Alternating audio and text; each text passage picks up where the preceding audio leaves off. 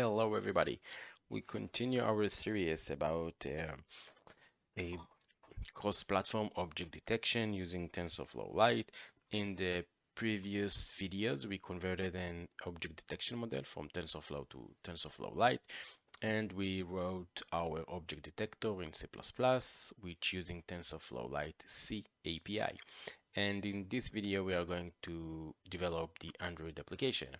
Now, this video will focus around integrating TensorFlow Lite with Android and not about developing an Android application. So let's start with setting up the environment.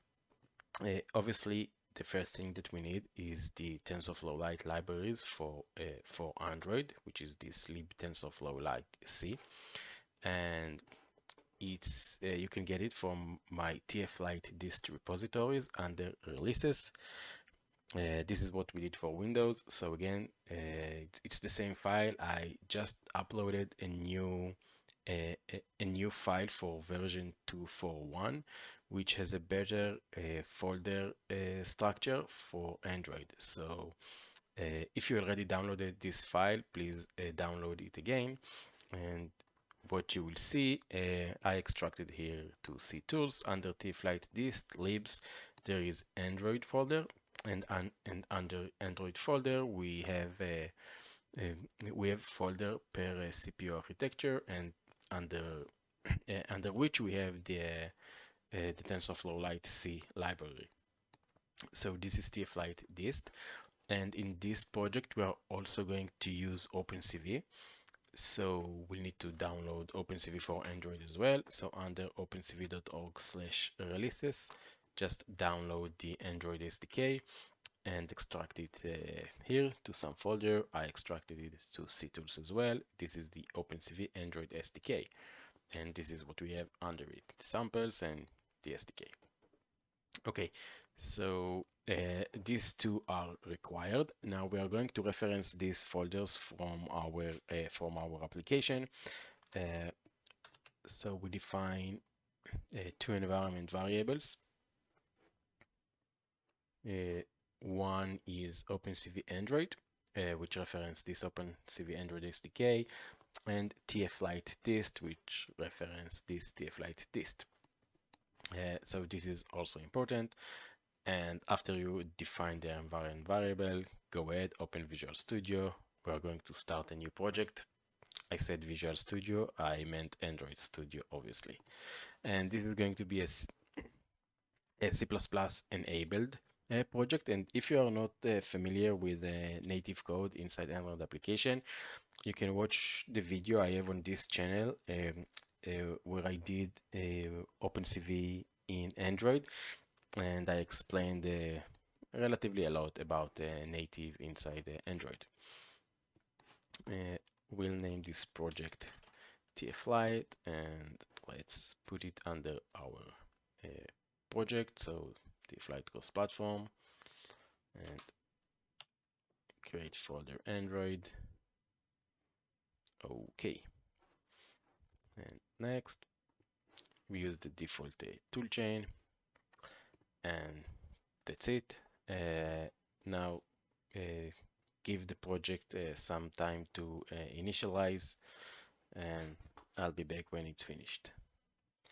Okay, it finished, and we have our project. So we have the main activity, and here under C++, we have the CMake list, which is the configuration file for building the C++ code, and the native lib CPP, which is the main C++ file for our library.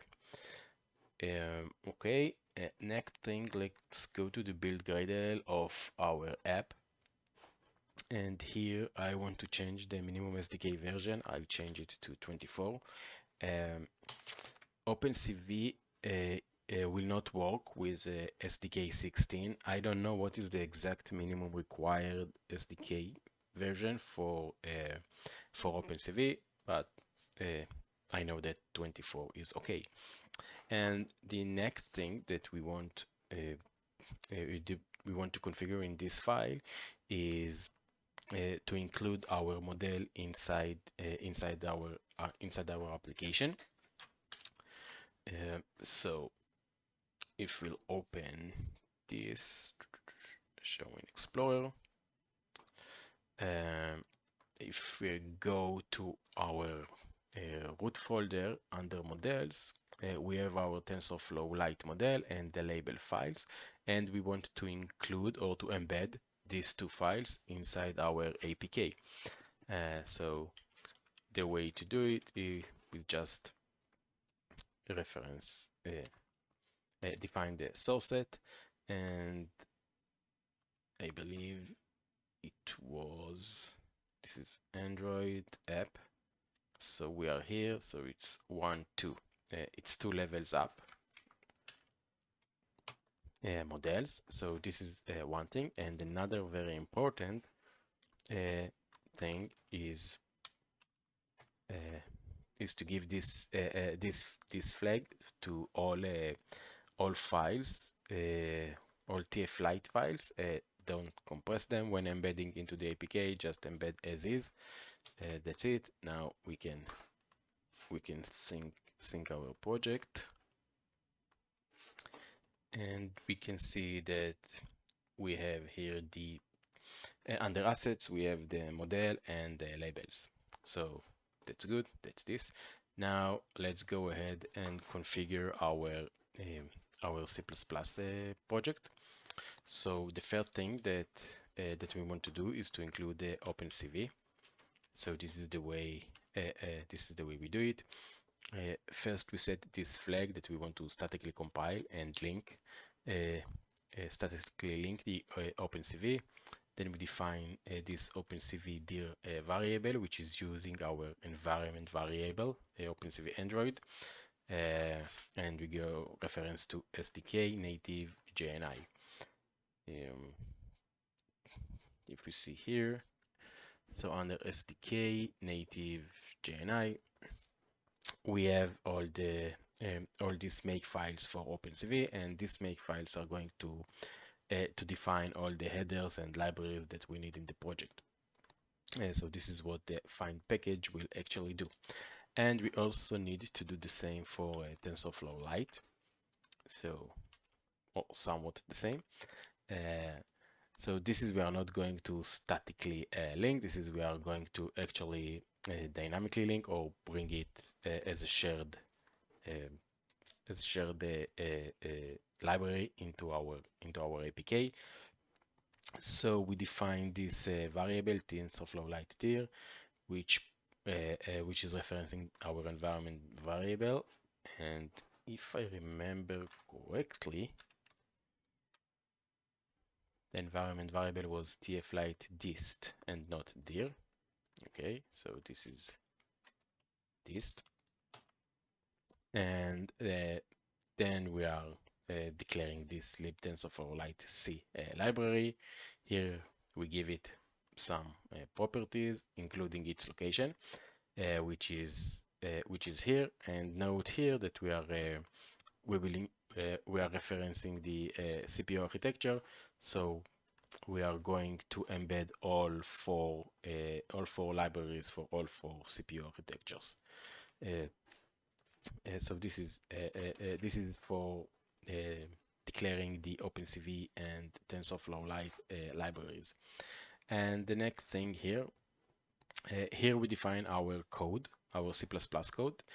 So we are going to build a library which is called native lib, and this is the code that we are going to use to build this library. So the first file obviously is native lib, but this is the place where we also want to include our object detector code.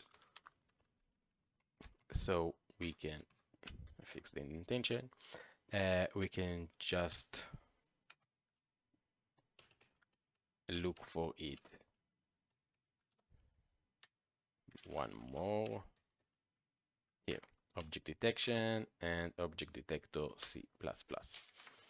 Okay, so we are going to compile our object detector as well. And the next thing that we want to declare here is additional include headers. So this is what we have here. We want to, again, I think it was one more. So by referencing the entire object detection library, we will get the object detector header file, and this TensorFlow Lite dir, which is referencing our environment variable TF like this. We just take the include folder, so this will give us the TensorFlow Lite headers. So this is additional include folders. Now here this is predefined for us. It's including a library, the log library, if you would like to do logging from the C++. So it's already here, and what we are going to add now is another library, which is the Android library, and we need this library in order to read embedded assets from C++ code. So from within C++, we are going to read our model file. So we need this Android library to extract files from the embedded assets. And the last thing is here we are defining what libraries we want to link our module or our library with. So the log lib is already here, but we are going to add also our TensorFlow Lite library that we defined here. We are adding all the OpenCV libraries. This environment variable is defined or declared for us when we do find package OpenCV. So this is going, find package OpenCV is actually loading the CMake files of OpenCV, and inside these files, this environment variable is defined, and the Android library, which we defined here. And this is our make file. And if we did everything correctly, we should be able to build our project. So let's start a build, and I'll pause here. Okay, so it finished successfully, this build. And now here under the CPP includes, we don't have the include files and our object detector file that we defined here. So what we can do is go to File and Sync Project with ready files, and hopefully this will update. Yes, it's updating all the files, so we can see that we have all the OpenCV headers here, and the TensorFlow headers, our object detector, and also in here we have the object detector code. So this is really convenient to have these files here at the File Explorer. Now let's go to our C++ file and let's add some OpenCV code, and let's try to build it, and let's also try to build our detector and see what's happening. So I'll copy some code here.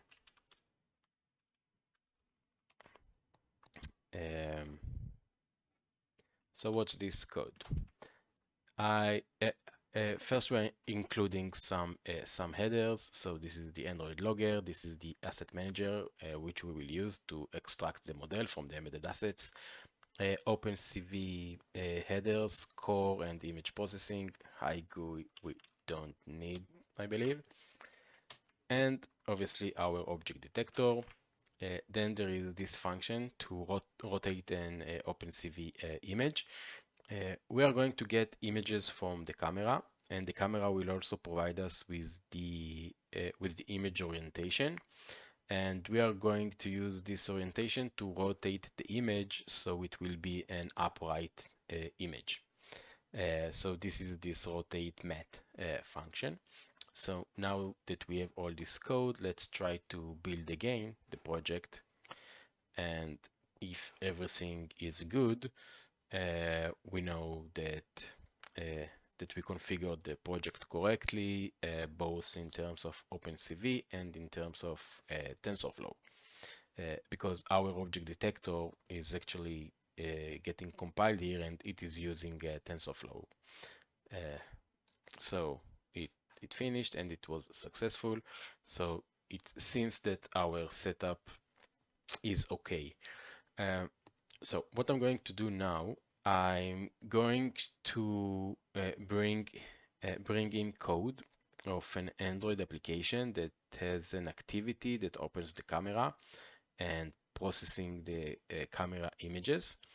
And when it's done, we will continue here in implementing the interface between our object detector and the Android application. So I'll see you soon. Okay, I'm back. So this is our application. This is running on a real device, not a simulator, obviously, because we need the camera.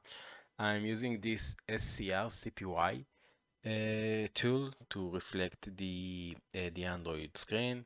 You can check it in this GitHub repository. It's a really cool tool. So this is our main activity, and then we have a single object detection button, which opens the object detection activity. And when we open this activity, we're going to allow the camera, and we just should have the camera feed, and that's it. Now, this is running on a very old Samsung device, so the performance are not going to be the best. Hopefully, it will survive. I think it's like a J4, J5 device, and now we will want to run object detection on the camera feed. This is our goal. Okay, so let's get to it. So we don't need this anymore, and we'll stop running. Okay, I want to, so this is the application. There is the main activity, and there is the object detection activity. You can take your time and examine the code. I'm not going to go over the main activity here. And also in our object detection activity, most of the code that handles the camera and everything is already here. I'm using a camera X. So you can read the camera X documentation if you want to see how to set it up yourself, or you can just read the code here. In terms of the layout of this object detection screen, we have the camera X preview view. This is where we see the camera image, and I added this surface view, which has which is the same dimensions as the camera view, so they are one on top of the other, should be at least. And on this surface view, we are going to draw the rectangles of the detections. So we have the preview view of the camera view of the camera and surface view, and this is where we are going to draw our detections. And I also have the labels here. So this is this method here, load labels. I'm just reading the labels text file from the embedded assets, read it line by line, and add it to this label map structure. That's it. So later in the code, we can see we got class 5, so we're going to the map and check what is class 5, and we write it on the output. Now, in terms of the cameras, so let's see. So the onCreate, we don't need to go into it anymore. This is handling permissions, and this is where we get the permissions result. And this is starting the camera feed. There is a lot of code here, but honestly, I just took it from the examples of camera X. I didn't do anything special here. And we are defining a preview. So we want to get a preview, and we also define image analysis, and this is where we are going to get the frames from the camera. And so this is important, and this is our analyzer. This is the camera.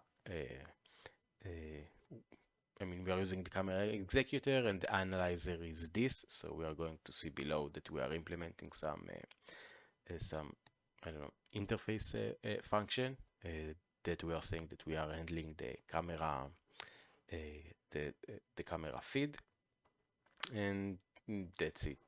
This is just opening the camera. So again, this code I mainly took it from the camera X examples, and this is the analyze method, and we are overriding. It's coming from the interface analyzer that we implement. So we are going to get an image from the camera. Now,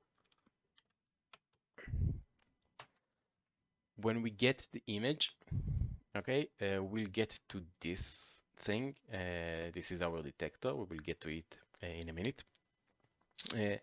All this code basically is just taking the buffer that we got from the camera, and we convert it to YUV image. Okay, we are not converted it to RGB, we are converted it to YUV. And then you will see in OpenCV, we'll take this YUV and convert it to RGB. So this is this code. And also important is the rotation. So remember that in our native, in our C++ native lib, we have this rotate function. So this is the rotation that we get from the camera. So the image is not necessarily upright in the upright position. So this is the rotation of the frame. So we'll take this rotation and we like rotate the image in OpenCV, so the image will be in the upright position. Now, before we go into the C++ code, I want to explain shortly. Where's my paint? I want to explain shortly about how we're going to do this, the interface between Kotlin and our C++. So this is going to be our Kotlin code, specifically our object detection activity. And this is our native code, the native lib CPP. Okay, so our object detector, if you remember from the Windows application, it's a class. So the first thing that we need to do is we need to create an instance of this class in C++. So here we somehow need to create an instance of our object detector. And our object detector has this method that we need, which is the detect method. And we should call this detect method from the Kotlin, from here. This is where we process our images. So how we are going to exactly do it? We cannot pass a class from a reference, class as reference from native, from C++ to Kotlin. But what we can do is here in Kotlin, we can create an instance of our class. Okay, so we can create the object detector here, and we can send the address to Kotlin.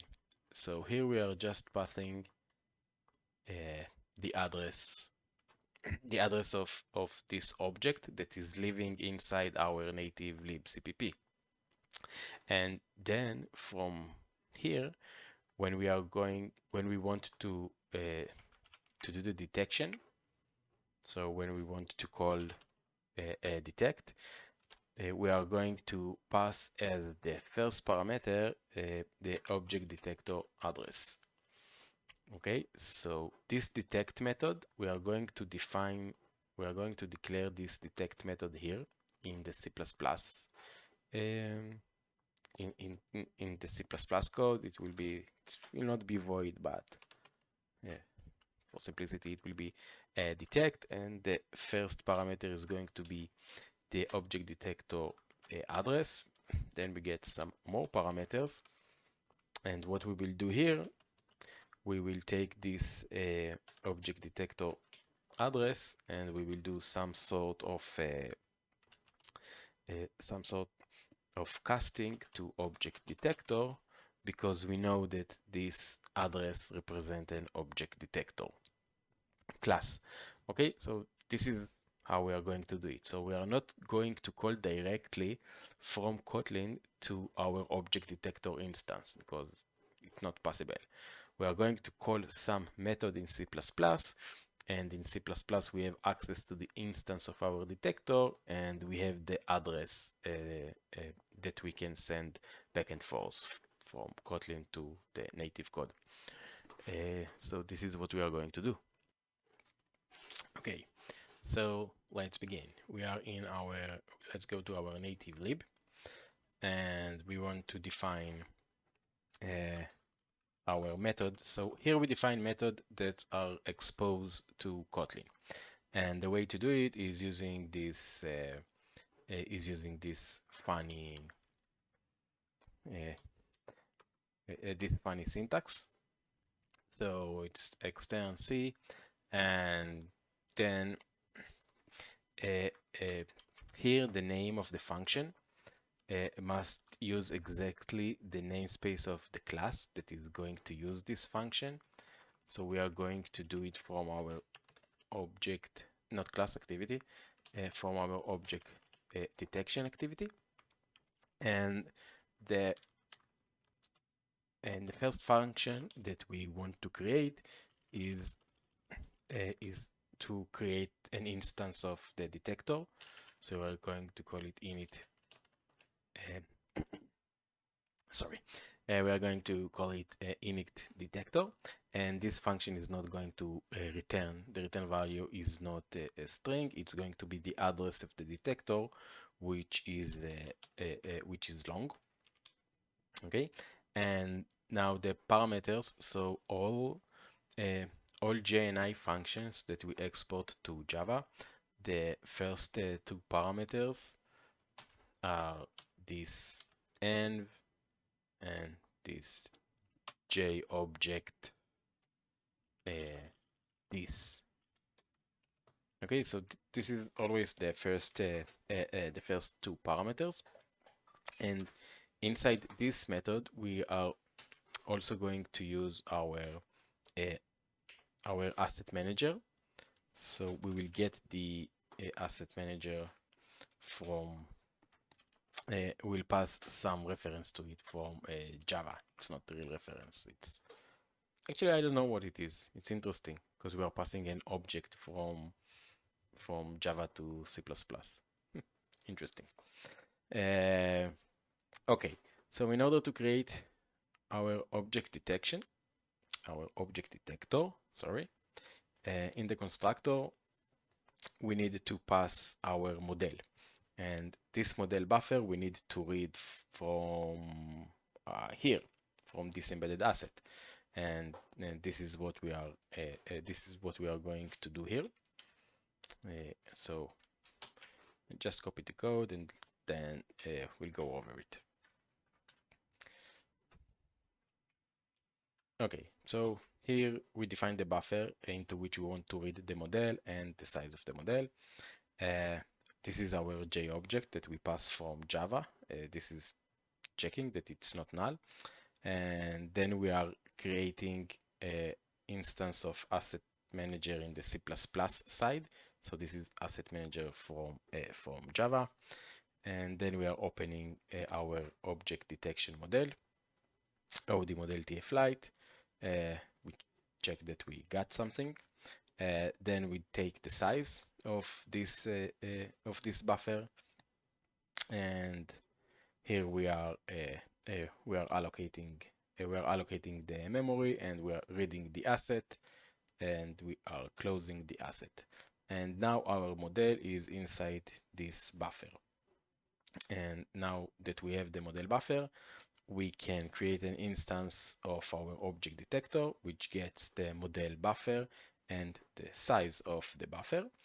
And you can see that the result of our object detector, we are converting it actually to JLong. Okay, so here we are just going to have the address of this instance, and we are returning, this is the result that we are returning. So the result of our function is actually the address of this object. It's not the object itself.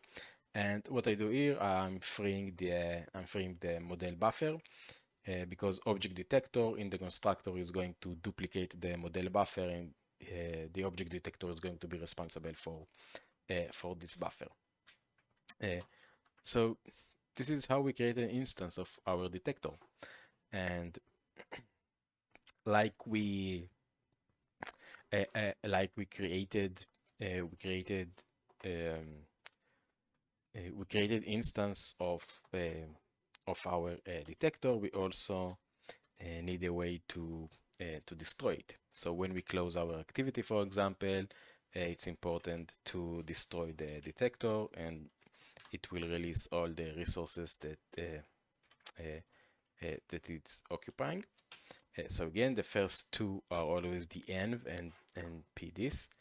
And now we want to destroy this instance. Okay, so we will have to get the address of this object, and this method is going to actually be void. And all we do is just delete the object if we got anything. So checking if we got if we got a pointer, it's not 0 or something. We take this pointer, we convert it to we know that it's a pointer to object detector, and we just delete it. That's it. So we initialize the detector, and at some point we will destroy this detector. And now comes the last part of this function. Is we want to run the detection. So again, I'm always copying it just because of the function definition here, which uses the long name. So let's call it detect, and this is our detect method. The first two are this, and here we are going to get quite a lot of more parameters.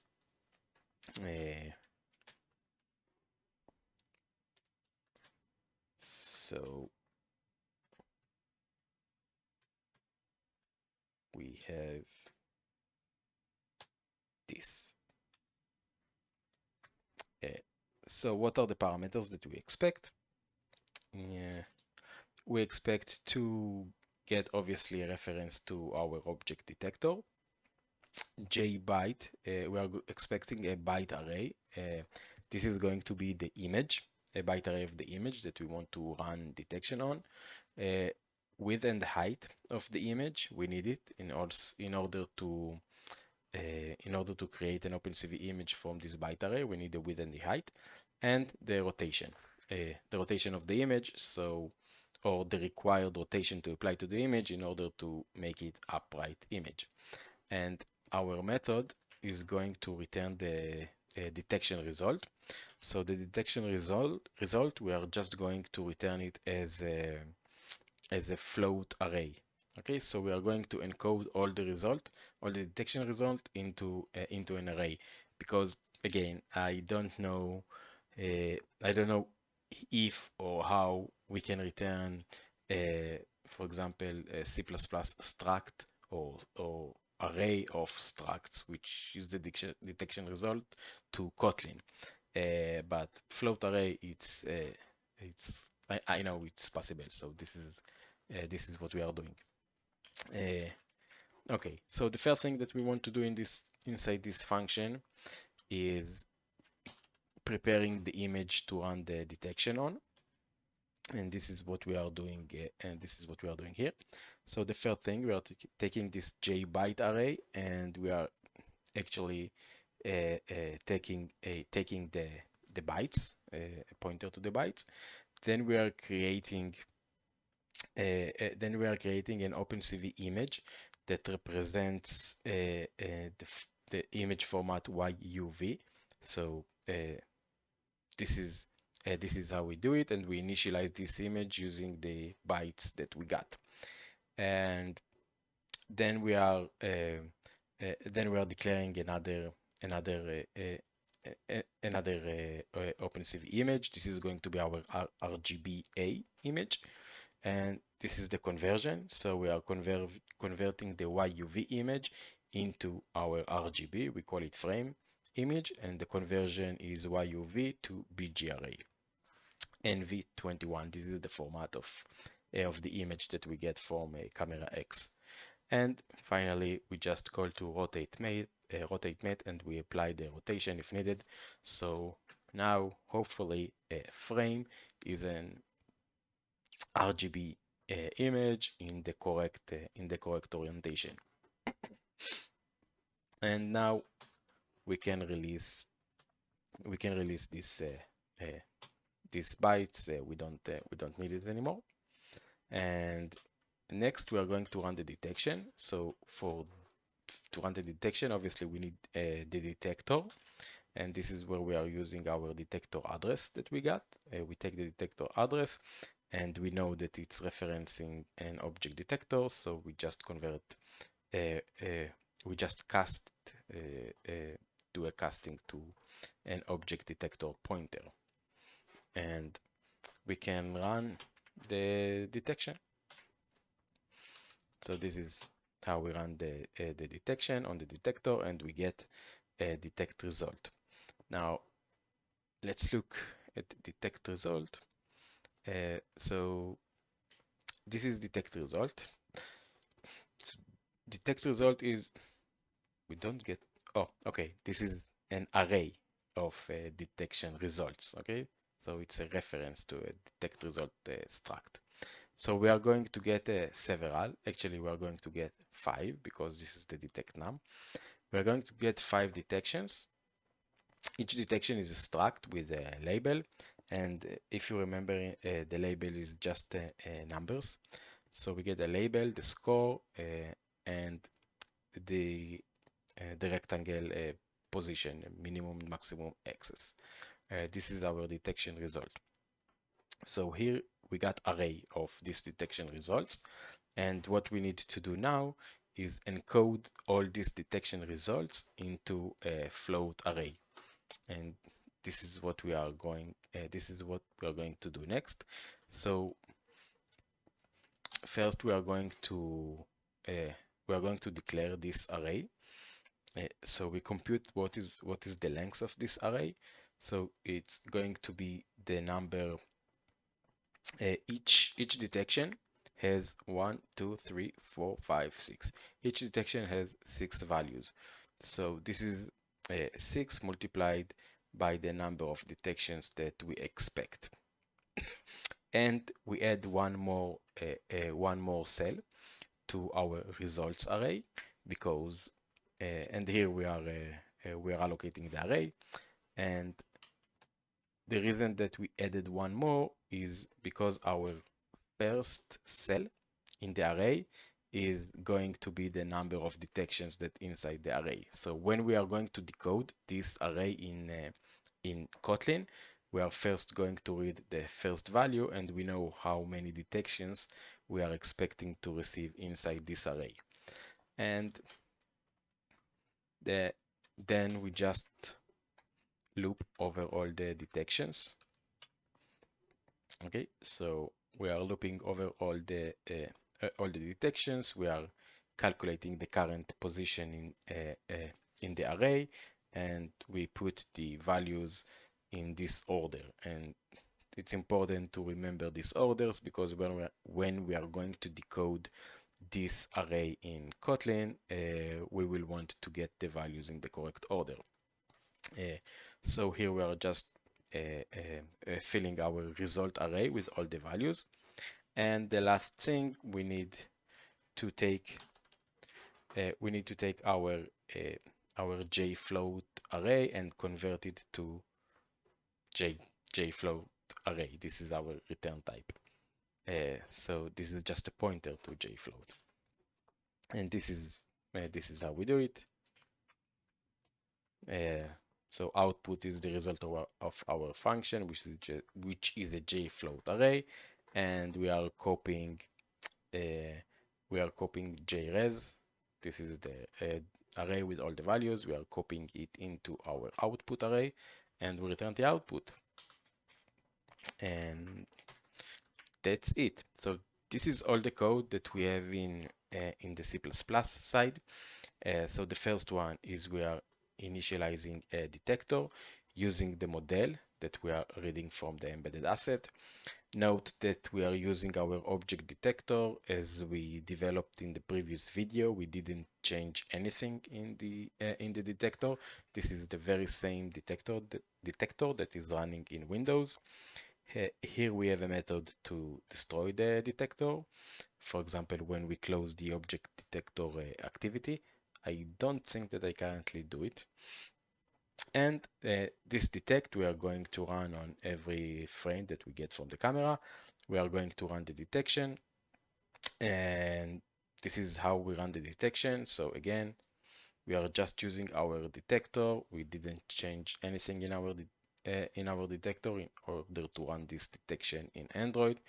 And then we take the results, and because we cannot pass this struct to Kotlin, we need to encode the result somehow, so we just encode it into a float array and we return the result. So this is the C++, and now we'll go and see how we use this code from Kotlin. So back in our object detection, so analyze this method. Camera X is going to call this method every time it gets a new image that is ready for processing. And this function is a synchronous function. There is nothing asynchronous here. So as long as this function is running, Camera X is not going to provide us with new images. So this is good. This is some safeguard. In order to convert the image to YUV, we need to make sure that we have 3 planes. Okay, the YUV buffers. So this is the planes. If not, you can log here or something. It shouldn't happen. And now we need to initialize our detector. So detector address. This is a variable that we define here in our class, and we initialize it to null, to 0. And first time that we run, if this detector is 0, we just need to create our detector. So we are calling to init detector, and we are passing the asset manager. Okay, important. This is really important. Here, the fact that we defined all this method here in native lib, obviously we cannot use it as is in Kotlin. We need to make just the declaration of the methods. Okay, so this is the declaration of the method marked as external function. So init detector, which get as parameter the asset manager. So note that the first two, the env and PDs, the object, we don't need to mark them in Kotlin. They are passed in by the system, I believe. Only the rest parameters that are specific to our function.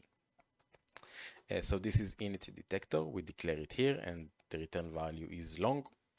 And same for destroy detector, and for the detect method. So this pointer long. So this is our this is the reference to our detector, and then the byte array, which is the image, the width and the height, and the rotation, and the result is float array. So this is only the declaration of the method, and during runtime, uh, uh, Android is actually going to search or look for the implementation of these methods, and in order for it to find them, we need to load our library. So all this all our code is going to be compiled into the native lib library, and we are loading this library here in the in the initialization of our activity class, system load library native lib. If you will not load the library, so during runtime, you are going to get an exception when you will want to call any one of these external methods. So if you do get an exception, that it will tell you that init detector is not found. So know that you didn't load the library. Okay, so we were here at our init detector. So first time only, we create an instance of the detector. We pass the embedded assets, and then we get the image rotation. We get the YUV buffer. We create an NV21 image, and this is how we create the image. And we are calling to our detector here. Okay, I commented the code. I didn't see it for a moment. So the result. So this is, we are calling detect, and again detect is this method that we defined here, the external method. So this is calling to our detect method in native lib, this detect method. We are passing the first parameter is the detector, NV21, this is the buffer, our image buffer, the image width, the image height, and the and the rotation, and we get a result. Now this result is a float array of all the detected objects, and we are going to draw this detection on the screen. So we are going to draw it on the surface view. I'm not going to get into the code, but what I do here, you remember that in the first cell of the result array, we put the number of detections. So the first cell at 0 index is going to have the number of detections. So this is the loop that we are doing here. And for each detection, we are going to call this method draw detection, and we are going to pass the entire array and the index of the detection that we want to draw here.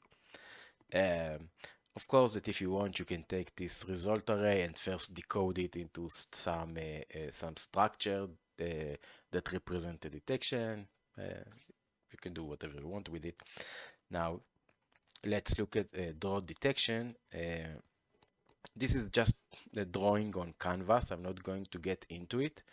I just want to show here how we take the values from the array. So based on the detection index that we want to draw, we calculate the starting position of the values of this detection in the array. This is how we do it. Each detection has 6 value and +1 because the first value in the array is not related to the detections. and we read the values, and very important, the order we encoded the detections. So it was here, it was score, label, x min, y min, x max, y max, and this is how we read it. We read it as score. Instead of label, I call it here class ID, x min, y min, x max, y max. And then we just draw it on the canvas, and we also print the label. Okay, so our label map, this is the label file that we read here when we loaded the label. Let's look at this file. So this is just each class ID has the description of the class. So this is what we do here.